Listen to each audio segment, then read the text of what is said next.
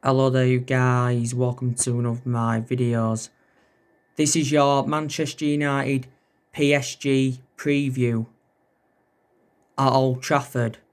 Wednesday night, 8 o'clock kickoff in the Champions League group stage. We only need 1 point to qualify for the knockout stage.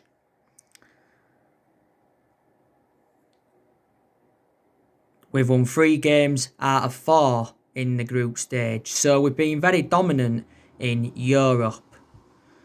Ole Gunnar Solskjaer has beaten PSG twice as Manchester United manager. We're beating them in the group stage earlier on in the season, 2-1. And we knocked PSG out of the last 16 a couple of years ago. We're beating them 3-1 because we overcame a 2-goal deficit.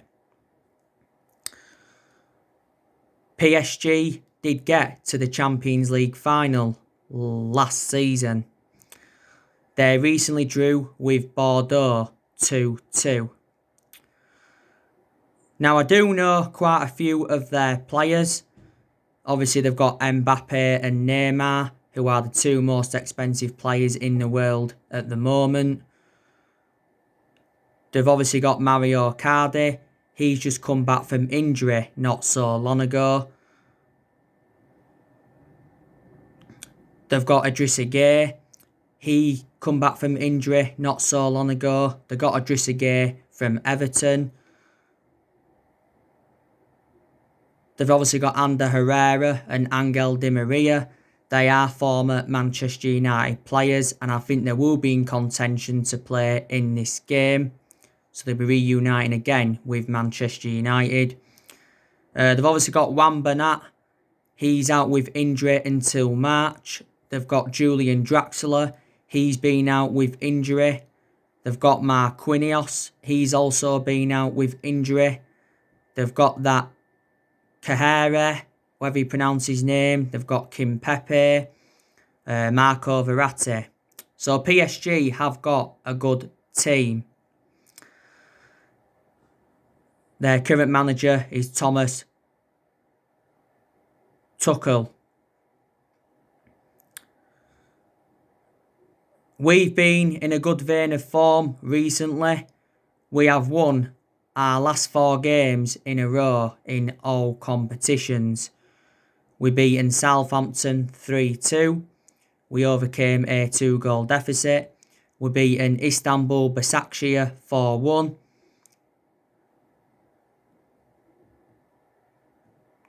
We beaten West Brom 1-0.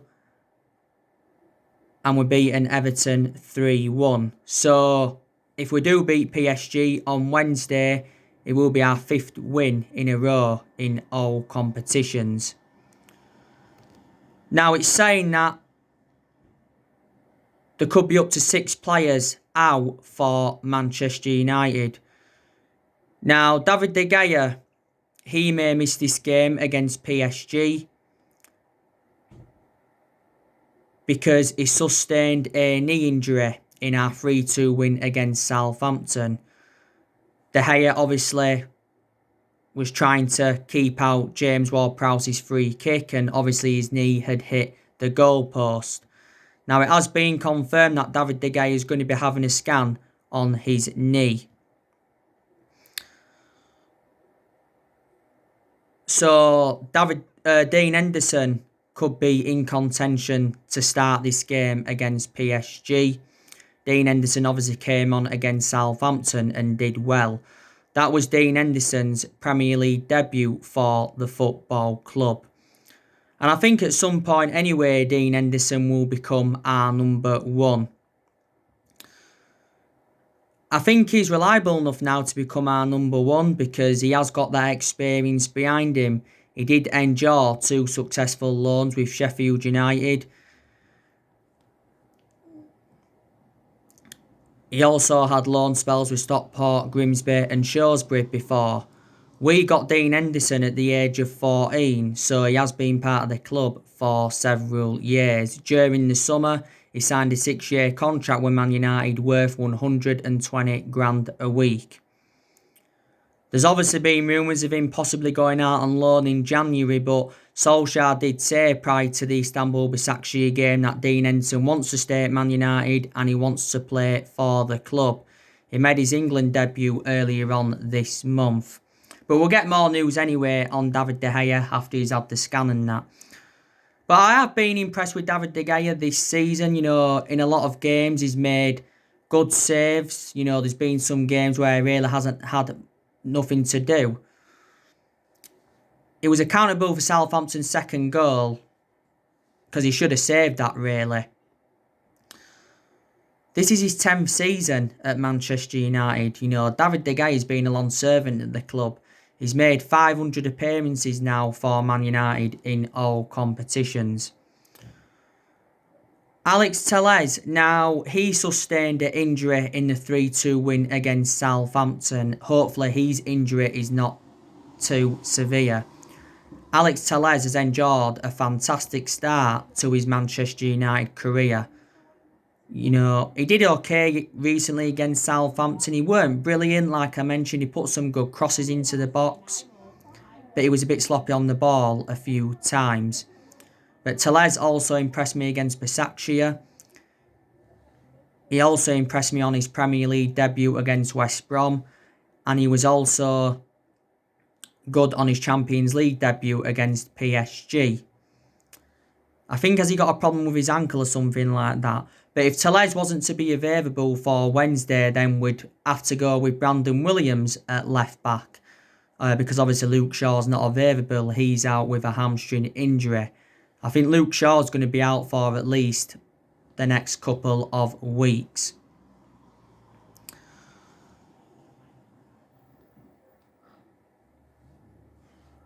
Now, Donny van der Beek, it also confirmed he picked up an injury against Southampton. I think he's got an ankle injury. Again, hopefully it's not too severe. Donny van der Beek did make his first start in the Premier League against Southampton. As you all know, he was playing in that deeper role, and that's where he's more effective. Donny van der Beek started as well against Istanbul Başakşehir, and he was also playing in a deeper role in that game. But he can play in like 3 different roles. We paid £40 million for Donny van der Beek from Ajax. When we started him against RB Leipzig, we put him in that number 10 role. You can also put him out wide. Calcio Mercato recently said, like he updated you, that Juventus are lining up a move for him next summer because they want to reunite him with Matthijs de Ligt. Said Juventus are considering getting him on loan with the option or the obligation to buy. We only got Donny van der Beek a few months ago, and he did score on his Premier League debut against Crystal Palace on the opening day of the season. Now, Paul Pogba, he's missed our last 3 games with an ankle injury. Now, Solskjaer did say that he's hopeful he's going to be available for the game against PSG. And the ankle injury that he's had is totally contrast to the one that he had last season. Ole Gunnar Solskjaer did confirm that. Even if he is available for the game against PSG, I wouldn't start Paul Pogba anyway because, like I've said, I think we'll look better without Paul Pogba. There's a good chance that Paul Pogba will leave the football club next year. I'm very sceptical of leaving January, but there's a good chance he will leave next summer. Where will he go, though? Now, obviously, Real Madrid have been relentlessly linked with him.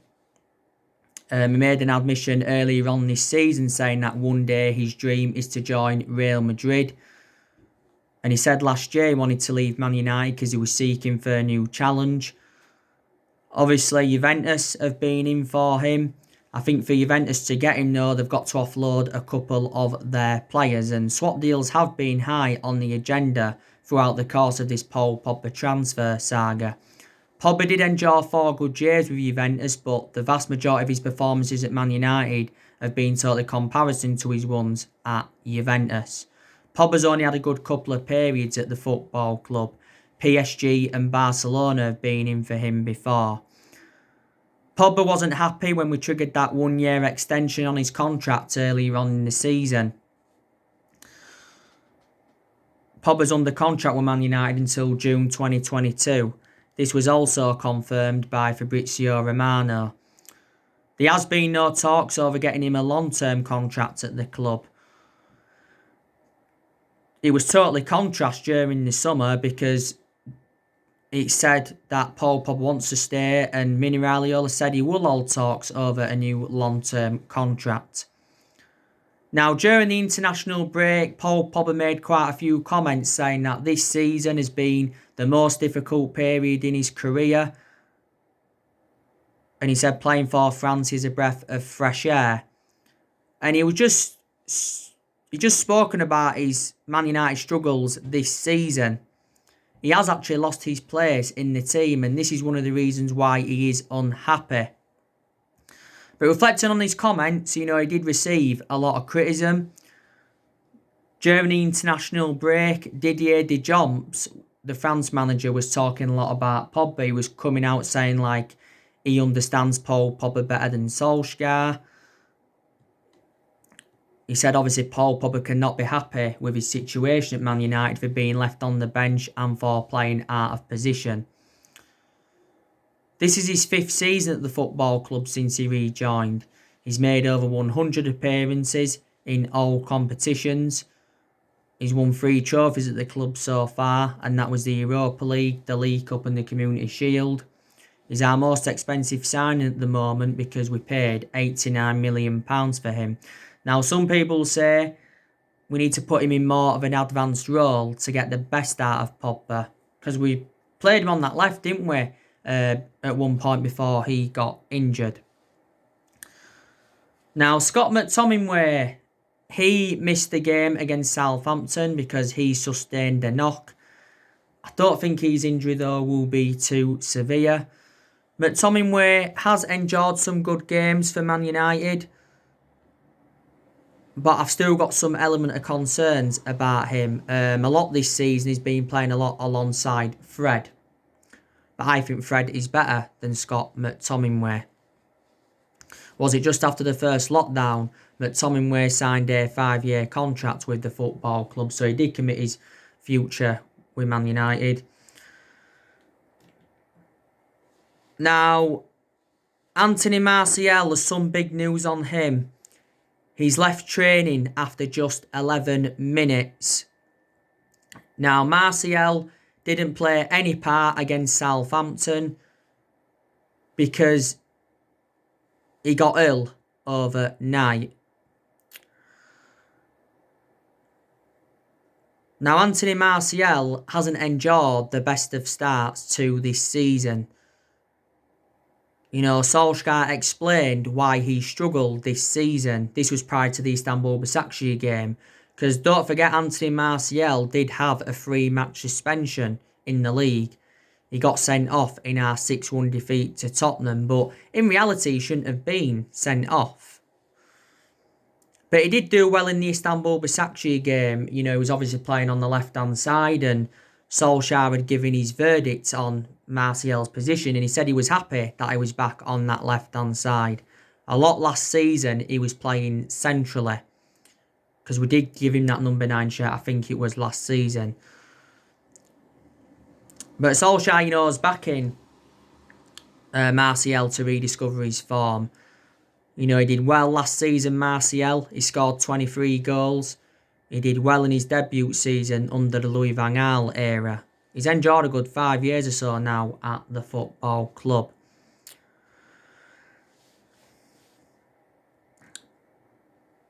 Jesse Lingard, he's out of his self-isolation period. He's now back. He's been back in training. He doesn't regularly get in the team anyway, Jesse Lingard. Phil Jones, he's still out with injury. That's been confirmed. Eric Bailly, I think, is he still out or he's come back now? I know that Eric Bailly has been out with a muscle injury. So, there you go. I think we could go with a similar lineup against PSG as we did do against Southampton, but we could make a couple of changes, couldn't we? Maybe 2, 3 maybe. You already know the news on Edinson Cavani. I give you the news on him this morning. Edinson Cavani could be facing a 3-match ban after a racist comment on social media.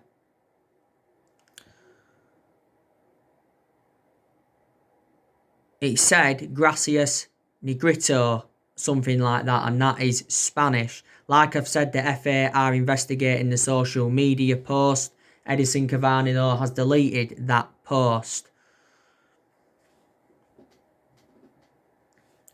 He actually reacted to a fan. So, if he was to get a 3-match suspension, would it be in the league or would it be in all competitions? It might just be in the Premier League. So, if that is the case, then I think Edinson Cavani will play against PSG. I'd like to see him start on Wednesday.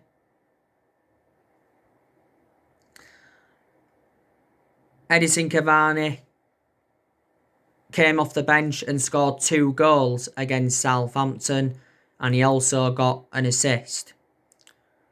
He has enjoyed a fantastic start to his Man United career. Edinson Cavani impressed me against Besiktas. That was his first start for the club. He impressed me when he came on against West Brom. He also impressed me against Everton, scored his first goal for the football club against Everton. And he really impressed me when he came on against Chelsea, because he almost scored with his first touch. I just like the way Edinson Cavani links up the play, he holds up the play well, and his finishing's very, very good. And I said to you, didn't I, he will emulate into next Zlatan Ibrahimovic. We got him on a free transfer on deadline day. He signed a 2-year contract with Man United worth around 230 grand a week. Did Cavani.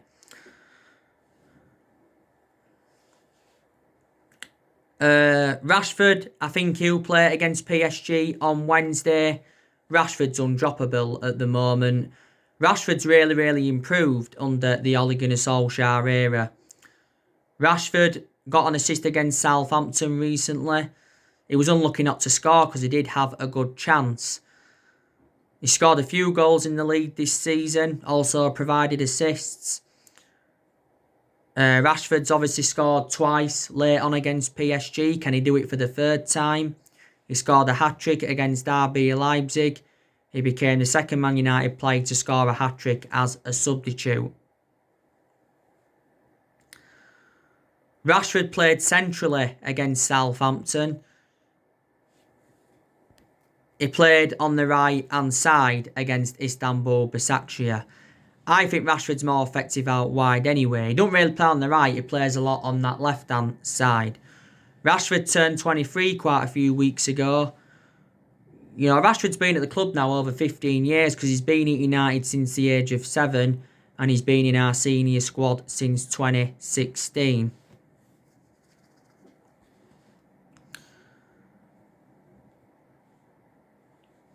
Now, Bruno Fernandes, I think he should be starting this game.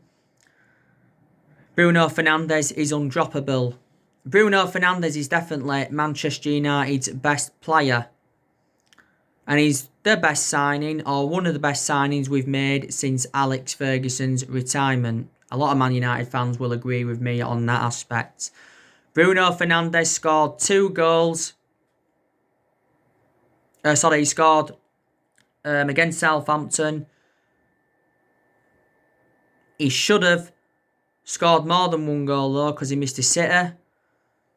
Failed to capitalise on Alex McCarthy's mistake. He also had a good chance that just went wide of the post. But yeah, Fernandes, he did score twice against Istanbul Basaksehir. He scored twice against Everton and got an assist.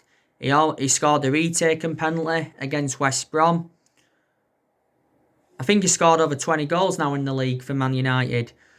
A lot of his goals have come from the penalty spot. Fernandes has endured nearly almost a year now at the club. We paid €55 million for him from Sporting Lisbon in January. And Fernandes is under contract with Man United until 2025. Don't forget he's won Premier League Player of the Month twice since he came to the club and won the Matt Busby Player of the Year award. He obviously plays in that number 10 for us. That's his predominant position. Don't forget Solskjaer said that Bruno Fernandes has brought a Cristiano Ronaldo-like presence to Manchester United.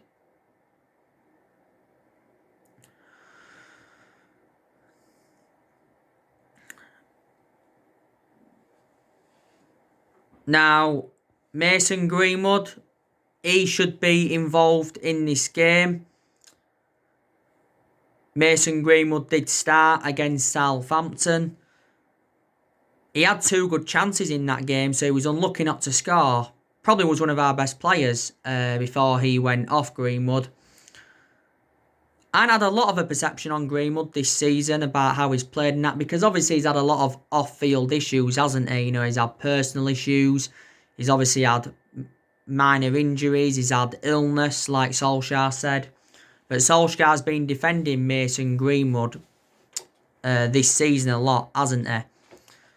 This is his 2nd season in our senior squad. Solskjaer mentioned that he's enjoyed a fantastic year. At the start of this season, we give Mason Greenwood the number 11 shirt. But you can play him out wide, you can play him up top. But usually when we play him out wide, but he played centrally against Southampton. Like I said to you though, Man United have found a new front three now. Well, what I like anyway. You know, Cavani, Martial and Rashford. That's who I think Solskjaer should go with. And then Rashford and Greenwood just change each time, you know what I mean?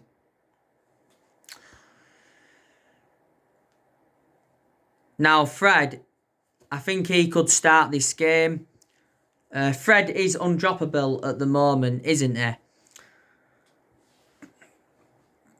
But Fred, he wasn't brilliant against Southampton. He won the ball back well a few times.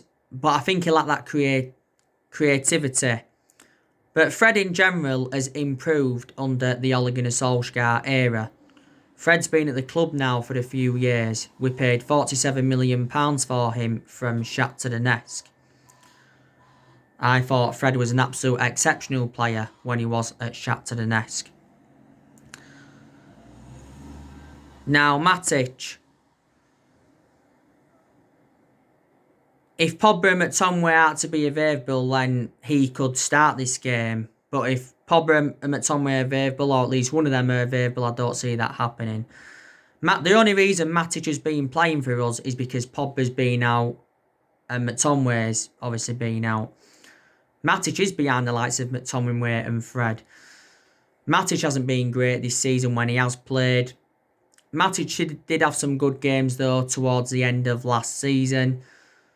I think, was it at the start of this season, Matic signed a 3-year deal with the club. He has enjoyed a good 3 years or so now at Man United. We got him for £40 million from Chelsea back in 2017.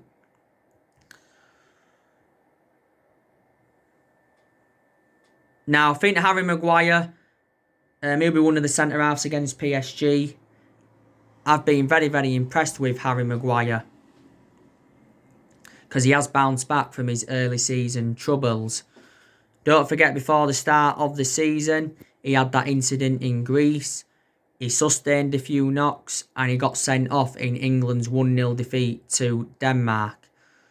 Harry Maguire is our current captain, and at the moment is the most expensive centre-half in the world, because we got him in a deal worth £80 million.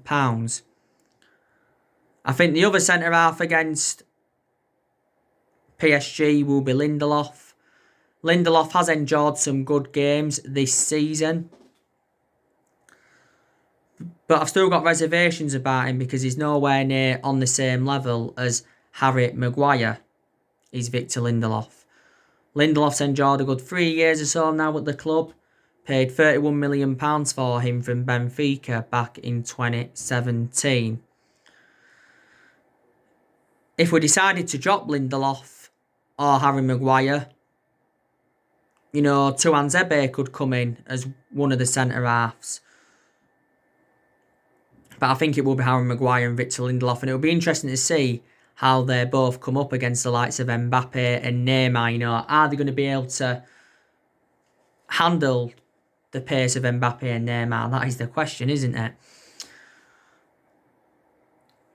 But maybe Tuanzebe could be involved. Tuanzebe was exceptional in the game against PSG early on in the season. I like the way that I dealt with Mbappe and Neymar.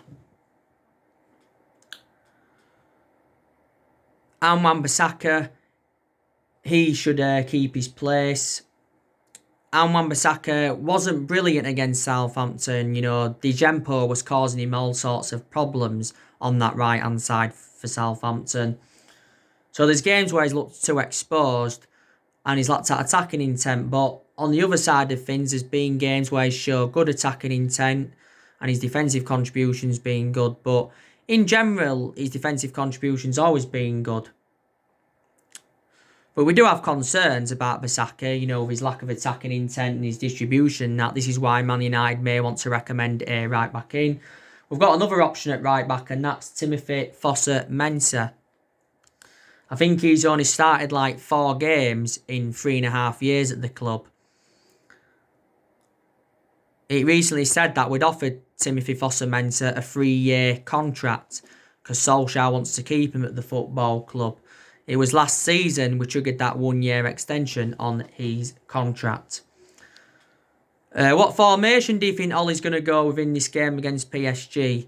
Is he going to go with a 4-1-2-1-2? Like he did against Southampton?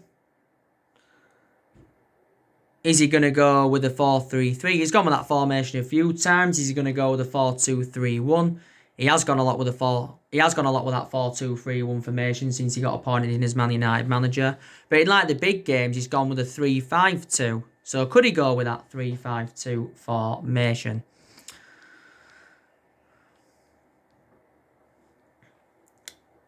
We've got 2 games remaining in this group. PSG on Wednesday, then RB Leipzig on the 8th, I think.